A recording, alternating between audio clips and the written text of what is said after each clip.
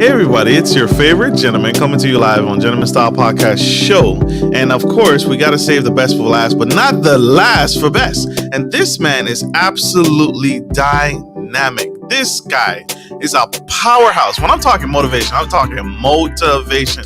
This man sold over 100 real estate deals, homes in his first 6 years. And now and that's just the pinnacle. That's just the start. That's just out the gate.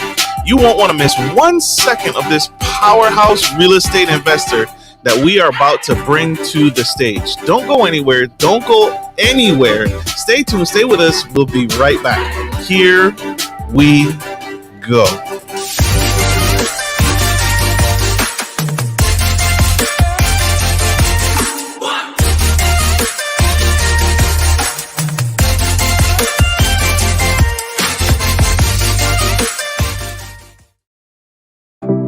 Today we are bringing Mr. Curtis. This man is a real estate mastermind and genius. Mr. Curtis's interest is in real estate, which drew him to get his real estate license in 2013. He's the first full-year realtor who was able to sell over 100 homes in his first 6 years in investing in the business and getting it in the business. This man hit the gate running, sold just under 300 investment properties in 2019. This man is a powerhouse, and he's here today on the Gentleman Style platform, here to spread the word, spread the news, and educate us on a unique opportunity. It's not the first time we've talked about real estate, but it's definitely our favorite. Mr. Curtis's passion in real estate investing led him to co-found a real estate investing firm in 2017. And so here he is, CEO, founder, and bridge builder, Curtis, Mr. Smith. How's it going? Welcome to the show, sir. Thank you for joining us on Gentleman Style Podcast stage. Thank you for having me. I'm excited to be on. Absolutely. We're excited to have you. One more round of applause, y'all.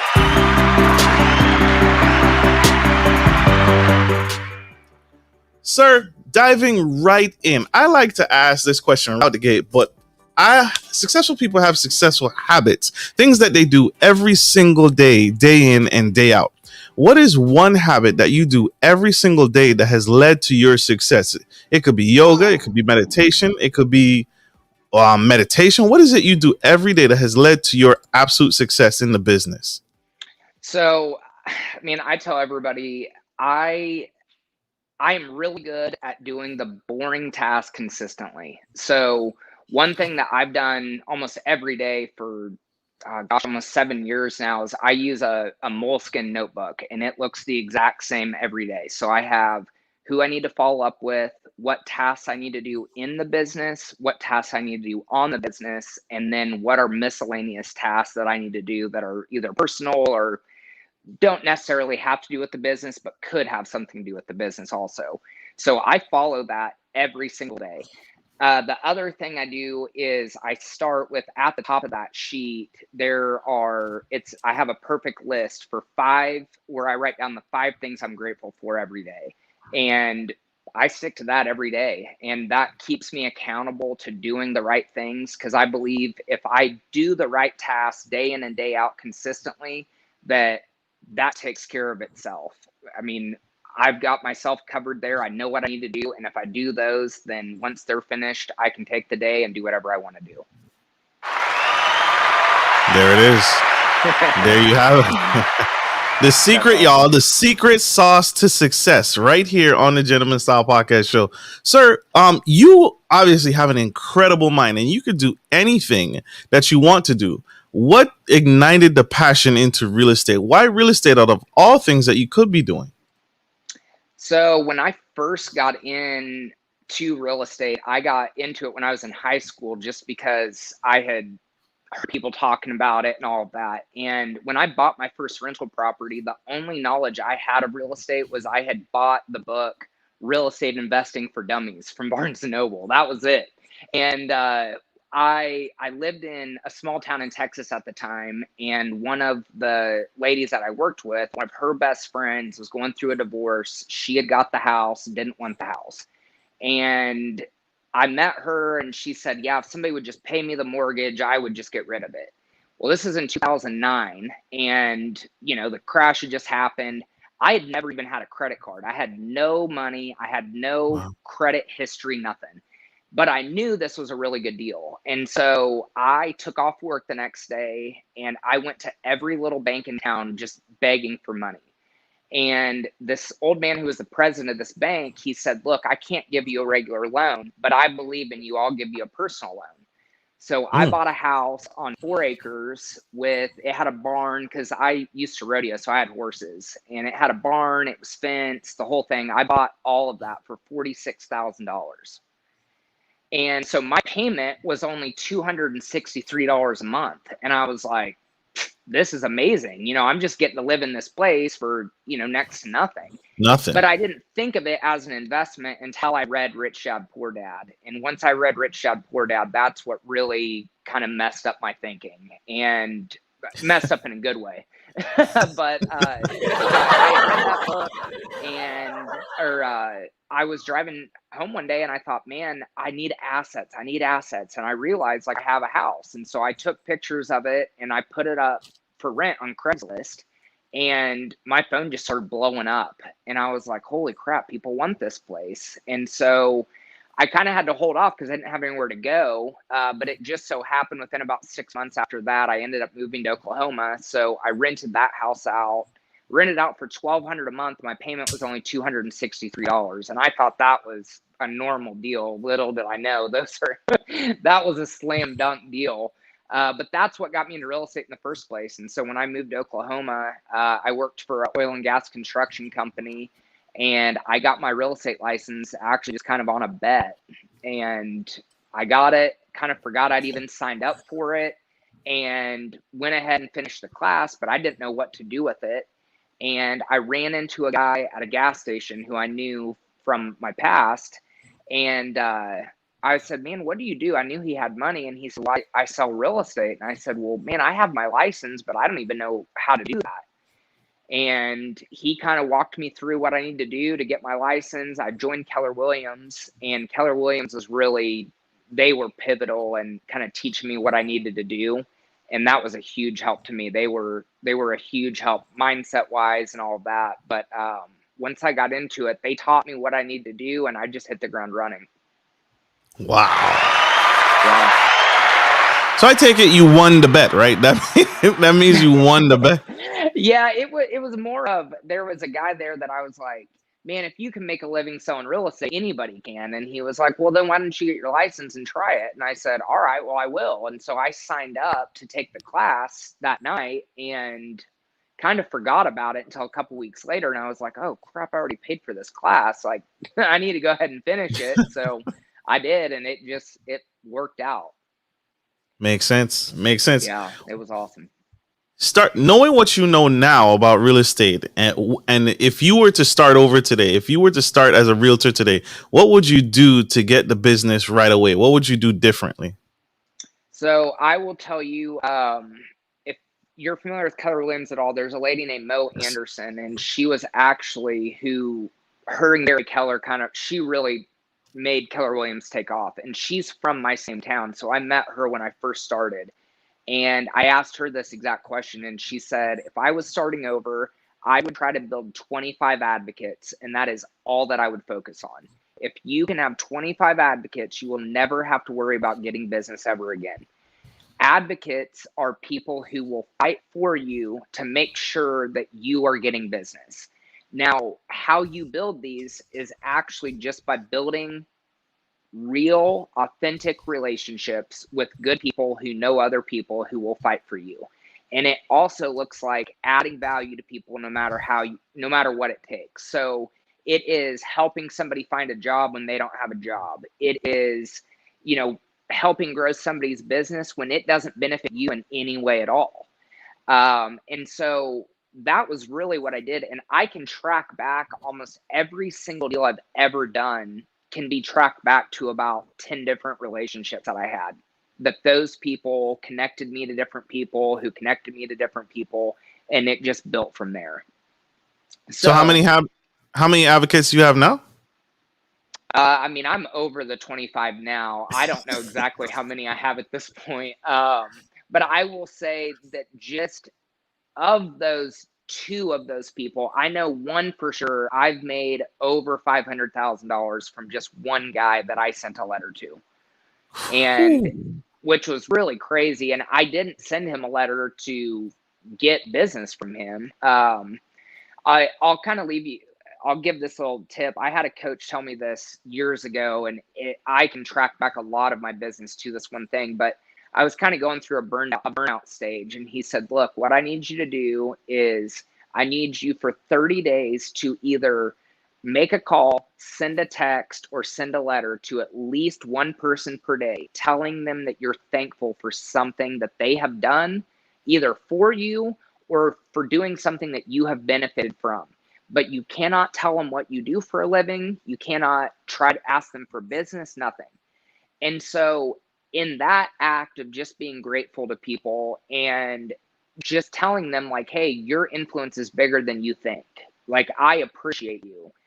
That simple thing that I did, not even trying to get business from these people, was a game changer in my business. And so, I think, especially when it comes to real estate, the online leads and all this different stuff, they're trash. You can get some short-term business that way, but if you want to build a long-term business, you have to build real, strategic, intentional, genuine relationships. And that's what leads to a long-term business. Makes sense. Makes sense. We have a couple questions from our VIP sponsors and audience. Miss Erica Holmes, thank you for your sponsorship. We appreciate you. Do you flip houses in addition to selling homes? Yeah. No, I started flipping in 2016. So to be honest, I haven't flipped anything in the last year. The prices have just gotten, they're insane all over the country. Prices are way too high. And then the cost of, building materials and all of that has gone through the roof. So I haven't flipped anything in the last year, but I'm kind of just like waiting on the sidelines because I do believe that we're going to see a downturn again. And while prices have been this high, I haven't wanted to really buy anything that I could flip just because I don't know what the prices are going to do in the next month or two. But yeah, I've flipped, gosh, around 75 houses. So I've flipped quite a few of them, anywhere from just single family little houses to I've done a sixplex before that we rehabbed and then rented it out and refinanced it. So done quite a few flips. Powerful. And how you make money in the flips is just how you buy them. I mean, that's the most important part. Some states, I was reading this other question, some states are not landlord friendly. What do you recommend to a person wanting to invest in property? Man, unless it's on the coast, most states are pretty landlord friendly. What the company that I owned, what we did was we helped people that lived on the East West Coast and then in markets where the prices were too high, invest in the Midwest, because if you're investing in the Midwest, you can get lower price point houses to where you're not having to spend so much money. If you're trying to buy something in LA or LA County, I mean, the average price point's 900,000, the average rent's $3,000. Like, it doesn't make any sense. So if you're in an area where, it may not be landlord friendly or the prices are too high, I definitely recommend getting in touch with a team or a good realtor or somebody in some of these more renter friendly areas and getting connected with them to where they can get you some properties. And I'll also tell you that for the most part, when it comes to finding good real estate deals, the stuff that's on the MLS is rarely a good deal. It's rarely a good deal that you're going to find on the MLS. You're going to have to find them off market for the most part. And that goes back to what you said, right? Building those relationships. That's a two-way street, not only as a realtor, as a broker yourself, building relationships with your client, but vice versa, as a real estate investor, building those relationships with you. Because the benefit to you is if I'm a closer, if I come to you, hey, Curtis, I got $100,000 cash, I'm closing. And so that's the opposite effect in real estate investing as well, right? Yeah, exactly. I mean, finding deals off market, I mean, if you don't live in that market and you're not really up to date on that market, it's generally easier to just find somebody, a wholesaler or an investment firm that's already finding those deals, to find those deals, as opposed to you going out and trying to do your own mailers and that kind of stuff. Makes sense. I'm sending you. What's your favorite snack? What's your favorite snack food? Honestly, Welch's fruit snacks. I love them. I love those fruit snacks. So, I love so, them. so there's the tip, y'all. Send him Welch's fruit snacks to get Welch's fruit in. snacks. You gotta get in with it so you can get those hot deals, because he's gonna be the boots on the ground, right? His company, his team is gonna be the ones first to market. So send those fruit snacks so you can get those hot deals first. We have one quick commercial break. You guys don't go anywhere. We'll be right back. Good day, podcast listeners. This is your boy, Marcus Norman of Gentleman Style Podcast Show.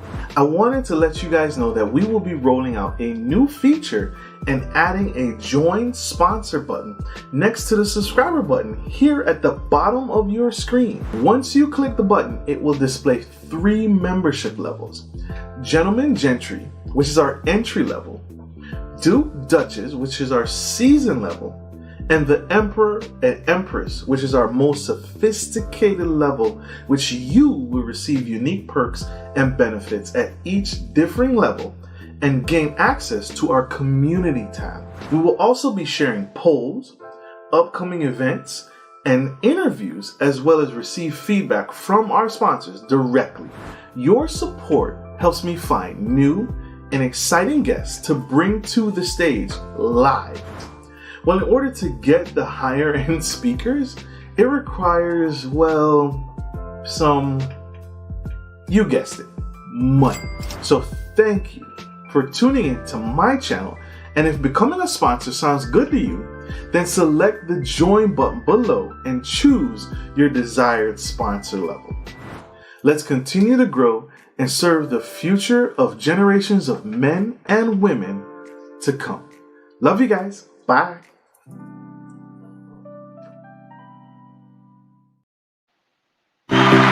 Welcome back, y'all. This is Gentleman Style Platform. Marcus Norman, your favorite host. And gentlemen, we have Mr. Curtis, and he is spilling the real estate tea.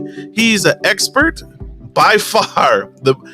He's sharing some of his tips. He talked about his story and his backdrop and what got him started in the business. And my favorite book of all time is a Rich Dad, Poor Dad series, but also just seeing the business in action and literally falling into a deal that he lived in this house and didn't even realize it was a steal of a deal, and getting his license kind of like powerfully. He passed the real estate test on a whim, on a gamble, on a bet, and he won the bet and he got his license, and everything is just taking off from there. And this man is powerful, is super powerful. Sir, what are some steps that you would recommend someone who's on the fence about getting their first rental property? What's a first time investor to do? So in my mind, working with a lot of investors too, I hear the popular thing right now is to find a house, fix it up, rent it out, refinance it. They're called BRRRR deals. And if you listen to Wholesale Inc. or, Bigger Pockets or any of those, people are talking about it all the time. However, I believe that the best way to start out with rental properties is one of 2 ways. Is either one, to house hack. So if you live in a market that you want to own rentals in that market, either buy that house, live in it for a couple years, and then rent it out and go buy another house, or buy a duplex where you can live in one side and have somebody else pay your rent who's living on the other side. Now, I say this about you living in the house first because if you do that, you can utilize regular financing, meaning you can put down 3.5% on an FHA loan, you can put down 5% on a conventional loan, or if it's a VA, you can sometimes put down nothing. But if you're just buying a rental house right off the bat, you have to put down 20%. So if you can live in it first, that makes a big difference. And then the other thing is, if you don't live in that market, or it's, you don't want to live in that house, then Yep, BRRRR strategy: buy, rehab, refinance, repeat. That's it. Um, or if you're buying in another area that you don't live in, I always suggest buying a house that's either newer or a house that's recently fixed up, because yes, your rate of return might be lower, but when you factor in maintenance, rehab, the cost of make readies once the tenants move out, if you've got a newer fixed up house, your costs are going to be substantially lower. So it might look like your rate of return is higher with a more distressed property or one that needs work, but if you're buying a house that's already fixed up, you're not going to have all of those costs associated with it that you won't have if you buy a house that's already in good shape. So I feel like a lot of people want those slam dunk type of deals right off the bat, and they're awesome, but those slam dunk, like high return deals, also usually come with a lot more maintenance, a lot more rehab costs, and extra costs that you don't account for in the beginning. Love that. Woo! I want to give him this microphone so he could drop it, y'all. This is this is nuggets. This is stuff that you don't get. This is stuff that the Rich Dad Poor Dad series alludes to, but it didn't have a name for it yet, right? Just Yeah, like you they mentioned. talk about the bigger stuff, but they don't talk about like the actual brass tacks of like how do you do it. Exactly. Exactly. What are some steps that or advice that you would give to realtors to make better use of their time? The hardest part about being a real estate agent is you're managing your schedule and managing that daily grind and that daily hustle. What advice or tips that you would give to someone who's either on the fence about becoming a real estate agent, especially now, and just managing that calendar and getting appointments? Because you talked about it earlier, right? Texting and building that network, texting people daily to check up on them. What strategies would you recommend for a real estate agent? So I actually just did my last podcast episode was about this, about scheduling your time. And I broke it down into 5 different things that I believe are really good ways to kind of manage your time. But number 1 is no lunch appointments no matter what. Lunch appointments are such a huge waste of time. If you think about it, they're right in the middle of your day. So you're working in the morning and then you have to stop what you're doing or kind of unwind, then go eat lunch, which usually takes an hour, hour and a half, then have the 15 to 30-minute drive back, and then you've got to get back into your workday. So number 1, no lunch appointments, and try to push your appointments to the end of the day. Number 2 is control your mornings and control your evenings as much as possible. So that means deciding up front when you will start returning phone calls and start returning texts and emails, and then when you will stop returning texts and returning phone calls. If you can control your mornings, you can control your day, because you've got to have that time that is for you, that it is your time that you're pouring into yourself and doing whatever you need to do for the day. Number 3 on that would be, I say time blocking, but it's not really time blocking. It is choosing up front when you are going to do the task that you know you need to do. So if you're a realtor, you know your most important things are lead gen, lead follow-up, going on appointments, and negotiating contracts. Those are the 3 main things you've got to do. If you want to stay in business, you have to do those things. So decide up front when you are going to do those things. And typically for a realtor, the best way to do it is to get your office work and that kind of stuff done first thing in the morning. The most important things need to be done in the morning so that you have the afternoons to go on appointments, go show houses, do that kind of stuff. So those 3 things right there are huge. But as far as time goes, but when you're starting out, they'll say, as far as tips for that, I believe that the best thing you can do when you're starting out is to build genuine relationships. And I know that that sounds like kind of like pie in the sky and kind of corny, and everybody talks about that. But what I mean by that is, yes, you need the right now business, but you also need to be building for the long term. So before you even get your license and get into it, you need to have money saved up, because no matter how great you are, it's going to take you a minimum of 2 to 3 months before you get your first paycheck. Whew, Bare minimum. Because if you got to think about it, a like if you're lifetime. showing a buyer, you're going to show them for a week or two, then they choose a house. That under contract process is 30 to 60 days. So right there, that's a month to 2 months if it stays under contract. So if Right. that deal busts, I mean, you're out of luck. So make sure that you have savings built up so that you don't have commission breath, so that you're not the person that's just like begging people for money and begging people to get more business and that kind of stuff. You don't ever want to be that person. So if you've saved up money from the beginning, then you won't have to worry about, making your money, because you've got some saved up. So besides that is making sure that you have your 3 to 5 core pillars of how you're going to generate leads. So that can be you're doing open houses. That could be you're sending direct mail. That could be your cold calling. It could be your door knocking. It could be a number of things, but make sure that you know what you are going to do to get business and stick to those things consistently, day in and day out. There it is. Let's jump back to the real estate investing portion. What technologies that you integrate into your investment real estate in your how do you manage your real estate deal? Is there any technologies or apps or applications or software that you use to manage your real estate and keep it simple?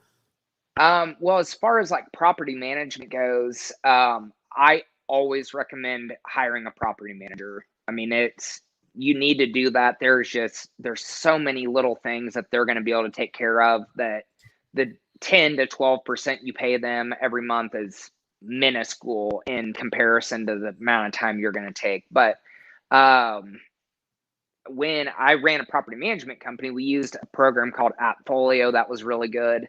But as far as if for your own stuff, if you have rental properties, just simple spreadsheets is really all you need. It doesn't need to be this really complicated thing, especially if you're employing a property management company. You shouldn't have to have a whole lot of technology on your end. They should be able to provide those systems and platforms that provide that information to you that you can utilize for your own properties.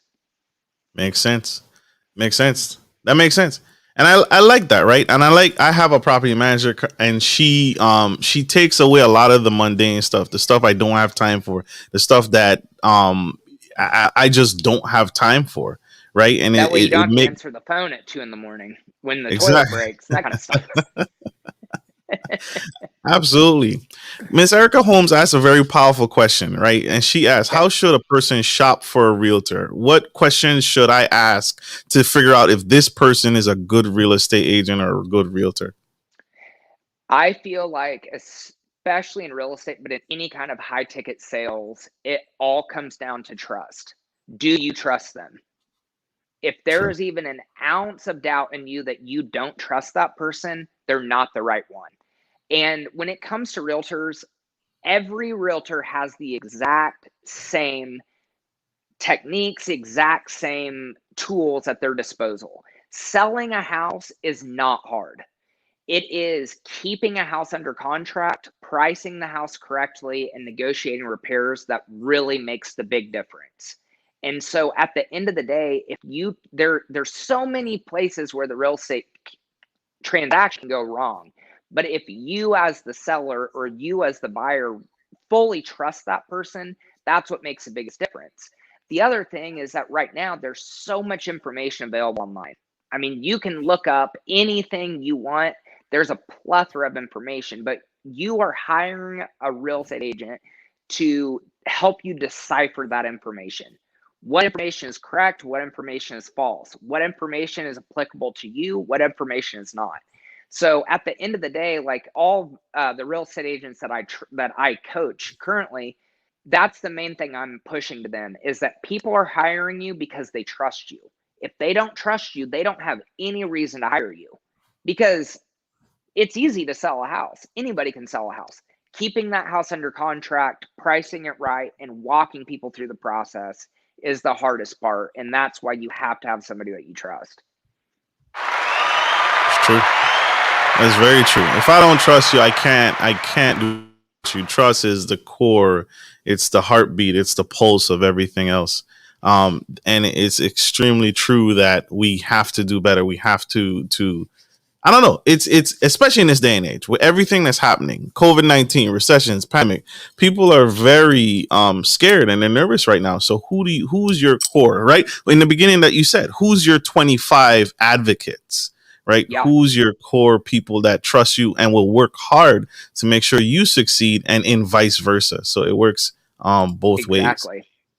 I love that. I love that. You had a unique experience that pushed you to the great man that you are today. You were actually in a car accident, Hmm. and that has accelerated you, and it taught you some lessons. Are you able to share some of those big lessons that you learned from surviving that car accident? Yeah, for sure.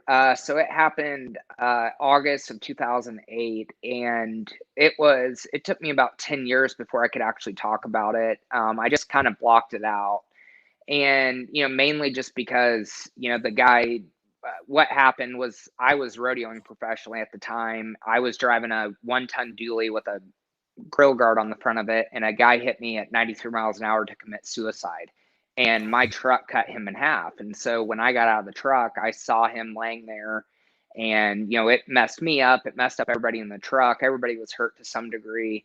And I just wanted to block it out. I didn't want to deal with it, and I didn't want to think about it. And so the only times I would think about it was when I had to, which was during, like, I would have flashbacks of it and things like that. And so I just wanted to block it out. But I've been through therapy for it and worked through a lot of it. And I say now that that was one of the best things that ever happened to me. And I'm very glad that happened to me at a young age as well, because number one, it taught me that I'm not invincible. When we're young, 21 and under, you feel like you're invincible, like nothing bad can happen to you. And I feel like everybody is going to go through some type of big difficulty at some point in their life. Everyone is. And it might happen when you're a kid. It might happen in your young adult time. It might happen when you're, 40s, 50s, 60s. But everybody is going to go through something really hard like this, and it will teach them and humble them and bring them to their knees to the point of realizing, like, wow, life is very short and very valuable.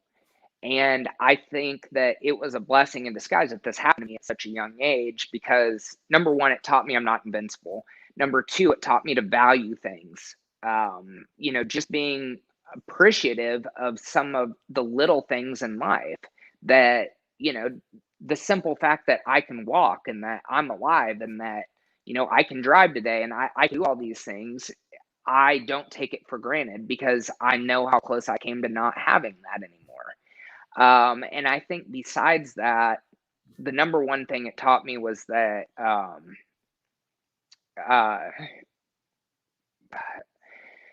I thought for a long time that God caused that wreck to happen to me, that was something that I wasn't living correctly or I wasn't doing things right. And so God did this to punish me. And I think the biggest thing I learned through that was that God did not do that to me. God did not cause that to happen.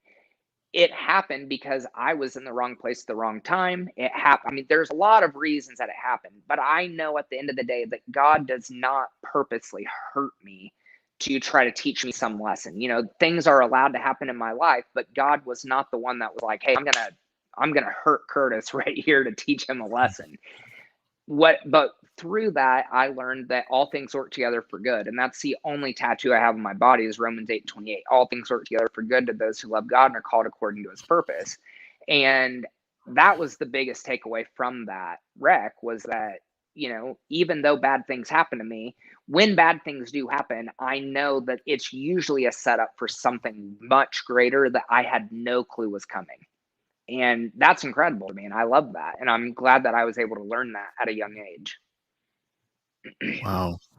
Thank you for sharing that, and thank you for Yeah, for giving sure. us that part of your story and sharing that with us.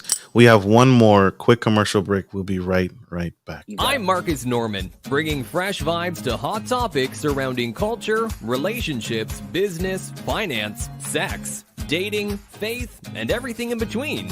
Whether you're into passive income opportunities, trending topics and useful relationship tips, or dynamic guest speakers, there's something for everyone. You can expect all that and more every week. If you're down with this content, then consider joining our growing community by subscribing to Gentleman Style Podcast and smash the bell to get on our VIP list. Your support means the world. Thanks for watching. Link to my channel.